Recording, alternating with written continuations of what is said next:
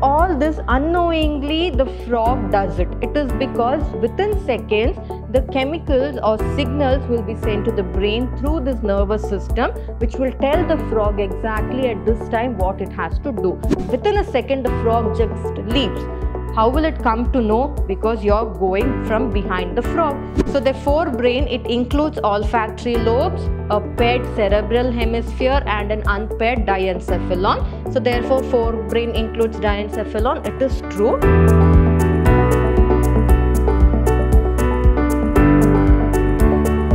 Hello everyone, a warm welcome to this session on first PUC Biology. I'm Dr. Divya, Biology faculty, Vidhyaashram Pre-University College, Temple of Excellence, Mysuru. So in this session, let us learn about the topic System for Control and Coordination, wherein we learn about the structure of the brain, the nervous system and all that. And once we finish this, let's move on to learning about some of the MCQs under this particular topic. So to begin with, System for Control and Coordination. It is System for Control and Coordination because any movement an organism does, that is under animal kingdom, it is mainly controlled by the brain and the nervous system. So that is why the control and coordination, the functioning of the endocrine glands as well as the nervous system, all that is very, very important, and it should go hand in hand if the whole body function has to work properly. So under this, we'll study about the neural system and the endocrine glands. So first, talking about the endocrine glands. So these are structures that actually secrete certain hormones which are very, very important for all the functions in a body or in the frog's body to take place properly. So the chemical coordination of various organs of the body is achieved by hormones. That is what I meant. So which are secreted by endocrine glands. So what is the function of the endocrine glands? The main function is to secrete hormones which helps in balancing the coordination of the frog's body. So any work has to occur properly in the frog's body. These endocrine glands which secretes hormones are very, very important. There are some very important endocrine glands that are present or secreted in the frog. They are the pituitary glands, which is usually located in the brain region, then the thyroid glands, the parathyroid glands, the thymus, the pineal body, the pancreatic islets, adrenals and gonads. So these are the different types of endocrine glands which are present in the frog's body that secretes various hormones that are needed for proper functioning of the frog. So talking about the nervous system. So the nervous system is very important to send signals from one part of the body to another, like how we use our mobile phones nowadays, wherein it is nothing but a network wherein that is one person staying in one place can talk to another in another place because of this network. Same way here also, to send messages, that is if the frog has to hop or if it has to leap or if it has to catch a prey. Say for example, if it has to catch a prey, it should open its mouth, it should stick out its tongue, that is its bilobed tongue, and then catch the prey, and very soon it has to draw the tongue back, right? So all this unknowingly the frog does it. It is because within seconds the chemicals or signals will be sent to the brain through this nervous system, which will tell the frog exactly at this time what it has to do, right? So all that is controlled by the nervous system only. So the nervous system is actually organized into the central nervous system, the peripheral nervous system and the autonomic nervous system. So talking about the central nervous system, like in we human beings also we have the central nervous system and the peripheral nervous system, right? Central nervous system is the nervous system which is present at this region, that is a brain and a spinal cord. Similarly here also in the frog, the brain and the spinal cord, it forms the central nervous system, or we can say that the vertebral column and the brain forms the central nervous system. Next, talking about the peripheral nervous system. Peripheral means from the sides. So all the nerves which are connected from the limbs, from the hands and all that to the spinal cord and then to the brain will form the peripheral nervous system. Similarly, in the case of frogs, the peripheral nervous system, that is from the forelimbs, from the hind limbs and all that, whichever nerves are connected to the vertebral column or the spinal cord of the frog and then to the brain, it forms the peripheral nervous system. So the peripheral nervous system includes the cranial and the spinal nerves. That is, those nerves connecting to the brain will be called as the cranial nerve, and those nerves which are connecting to the spine or the spinal cord will be called as the spinal nerve. So from where does these nerves arise? From the sides of the frog's body. So these are the spinal nerves. You can see how all these nerves are connecting to the spinal cord of the frog. That is right from the forearms to the muscular hind limbs as well. So these are spinal nerves. Then comes the cranial nerve. So all the nerves that are connecting to the brain. So this is the brain part of the frog. So those which connects to the brain is called as the cranial nerve. Why it is called cranial is because cranium is that hard part that actually covers the brain of the frog. Like how the skull covers our brain, like that it is the cranium. So that part is called as the cranium. So therefore it is called as the cranial nerves. Next, talking about the autonomic nervous system. Autonomic nervous system means the sympathetic and the parasympathetic. So sympathetic and parasympathetic. What is the function of the sympathetic and parasympathetic? So sympathetic, say for example, somebody is coming to hit you. Will you stand there and get beatings from that person? No, right? You just want to run away from there to protect yourself. Or something is going to happen, you just want to run away from that place.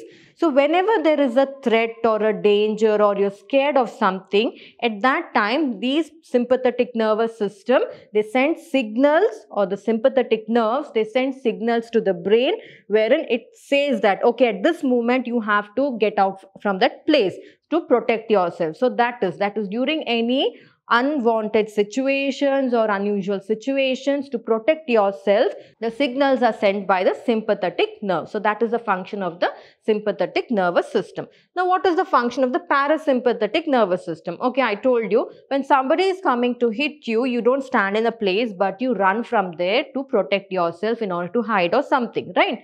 Because you don't want to get that beating. Now, will you keep on running? No, there is a state wherein the brain will tell you, okay, you're out of danger now. Stop, enough of running. Stay calm, be calm, right? So that signal is sent by the parasympathetic. So that is the difference between the sympathetic nervous system and the parasympathetic nervous system. Likewise, in the case of frogs also, whenever there is a threat or something, say for example, you're walking in your crop field, wherein you suddenly see a frog, one step you just put on the ground wherever the frog is, within a second the frog just leaps. How will it come to know? Because you're going from behind the frog. It is because the frog, the senses sense the signals, that is, okay, there is a danger, I need to protect myself, so it will just hide itself by jumping into the water. So that signal is sent by the sympathetic nerves. Now parasympathetic, after jumping into the water, it will just stay down under the water, and after some times it will just come up. So if you hide and see, now after some time it will come up, meaning the brain will sense that okay, now the danger is gone, I can come out freely out of the water. So that signal is sent by, or the signal of calmness is given by, the parasympathetic nerve. So that is nothing but the sympathetic and the parasympathetic. Now talking about the cranial nerves. So what are cranial nerves? Cranial nerves are those peripheral nerves which are connecting to the brain, are called as the cranial nerves. So how many cranial nerves are there totally? So this is an important MCQ. So totally 10 pairs, meaning 20 cranial nerves arise from the brain. So from the brain there are 20 cranial nerves, or 10 pairs of cranial nerves, that is 10 from this side and 10 from the other half. So those which will move to or which are distributed, or which will continue to different parts of the body in order to receive the signals. So therefore totally 10 pairs of cranial nerves arise from the brain. And the brain, it should be protected, because the brain is a soft structure. It needs a protection. So the brain is protected by a very hard bony structure which is called as the cranium, and it is the brain box because it protects the brain. And the brain is divided into the forebrain, that is the front portion of the brain, which is the forebrain, the midbrain and the hindbrain. Similarly, in frogs also, it is the forebrain, the midbrain and the hindbrain. So this is about the nervous system. Next, especially the brain. Next, we'll talk about the different parts of the brain and what is the function of these parts. So forebrain. So forebrain includes olfactory lobe, the structure of the forebrain, what is there in that and all, we shall see. So before that, I'll draw a diagram to make you understand it very clearly. So this is the structure of the brain, that is the frog's brain, how exactly it looks. So it is a compact structure. To make you understand, I've just elaborated it and drew it. So it is divided into the forebrain, that is the first part, front part of the brain, which is the forebrain. After the forebrain, it is the midbrain. So here comes the midbrain, then comes the hindbrain. So what is there in the forebrain, the midbrain and the hindbrain, we shall look into. So the forebrain includes olfactory lobes, paired cerebral hemispheres and unpaired diencephalon, meaning olfactory lobes, 2 cerebral hemispheres and 1 diencephalon. So this is what these are the parts that are present in the forebrain. So we shall see where exactly they are situated in the forebrain. So this is the olfactory lobe, and then comes, I told you it has paired cerebral hemispheres. So these two are the cerebral hemispheres. So 2 in number, they are paired. It is the cerebral hemisphere. Then after the cerebral hemisphere, they have an unpaired diencephalon. So this region is the diencephalon. So what are their functions? Olfactory. Olfactory has something to do with the smell, right? So whatever smell and all that, taste related, smell related, all that is controlled by the olfactory lobe in the forebrain of the brain. So these two, that is the paired cerebral hemisphere, they are the thinking parts of the brain, wherein they think, that is in such a situation what the frog has to do. All that thinking section is the cerebral hemisphere. So it helps the frog to think. Next, diencephalon. The function of the diencephalon is to vision, to give vision to the frog and also to help the frog balance properly. So these are the functions of these three. That is the olfactory lobe, the cerebral hemisphere and the diencephalon that is present in the forebrain. So now going to the midbrain. So in the midbrain, what is there? It is characterized by a pair of optic lobes. Again here, 2 optic lobes. So optic lobes will be present. Now this optic lobes, again what is the function? Vision. It helps the frog to see. So that is the function of the optic lobes. Next comes the hindbrain. So hindbrain consists of cerebellum and medulla oblongata. So even in humans also, medulla oblongata and cerebellum are present in the hindbrain itself. Same thing in the case of frogs also. So here it has the cerebellum and the medulla oblongata.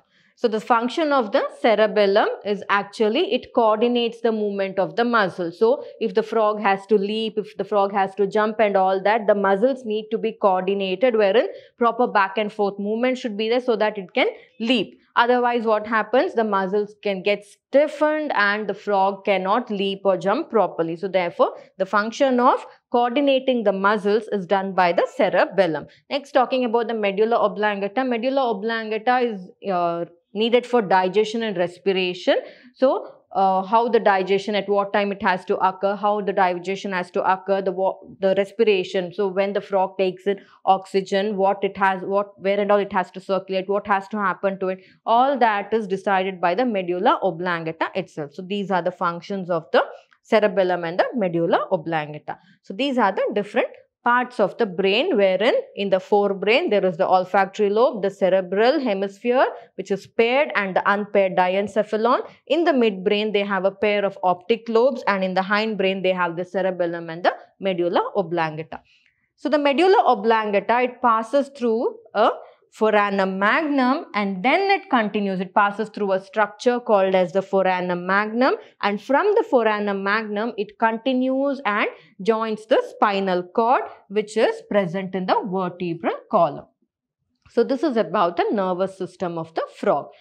Next, let's look into the sensory organs that are present in the frog. So frogs have different types of sense organs, that is organs of touch, that is sensory papillae. So like how in our skin we have the organs of touch, the sensory papillae, just like that frogs also have sensory papillae in their nerve endings. And taste, that is taste buds. Also in their tongue nerve endings, they have the taste buds which help the frogs to taste. And they have the nasal epithelium which forms the covering inside their nostril which helps them to smell. And they have eyes which helps them in vision, that is to see. And the hearing, that is they don't have an external ear like how we humans have. Instead they have an internal ear which is called as tympanum. And out of these, it is the tympanum and the eyes, that is the external part which we can see. But apart from that, they are called as the organ. They form the organ. But apart from that, there are only group of cells which are present in the nerve endings. They are the sensory papillae, the taste buds and nasal epithelium. Wherever the nerve endings are there inside the frog's body, there you can find them. So for example, they are found in the nerve endings of the tongue, that is the taste bud, sensory papillae in the nerve endings of the skin, or one more is in the nerve endings of the nostrils, there is the nasal epithelium that is present. That is, all those three are nothing but cellular aggregations around the nerve endings. They are not the organs, but they are the cellular aggregations. That is the sensory papillae, the taste bud and the nasal epithelium. The rest of the two, that is eyes and tympanum, these are well organized structures which can be called as organs. Okay. So next, the eyes in frog. So how does the eyes of a frog look? It is spherical and it is situated in the orbit of the skull. That is, the skull has two sockets wherein the eyes will be situated. So the eyes are situated in orbit of the skull, and the eyes are simple eyes like how we human beings have. They are simple eyes, and the external ear is absent, and the frogs only have tympanum which can be seen externally. The ear is in the ear of the frog, not just helps the frog to hear, but also it helps the frog to maintain balance or equilibrium. Say for example, even we human beings also, sometimes if something goes wrong within the ear, then we tend to lose balance. Like, so same way here also, to maintain equilibrium of the frog's body, the ear has to function properly. So this is about the sensory organs. So next, let's look into some of the MCQs. So there are dash pairs of cranial nerves in frog, 5, 8, 10 and 12. So we had studied right in this topic that it has 10 pairs of cranial nerves. Next question. Hormones in frogs are secreted by exocrine glands, endocrine glands, nervous system, medulla oblongata. Medulla oblongata is a part of the hind brain that actually controls the digestion and respiration and all that. Exocrine glands, there's nothing like that. Nervous system actually carries all of the signals, that is their function, to different parts of the frog's body. But it is the endocrine glands that actually secretes hormones which controls the coordination in the frog. So this is endocrine glands.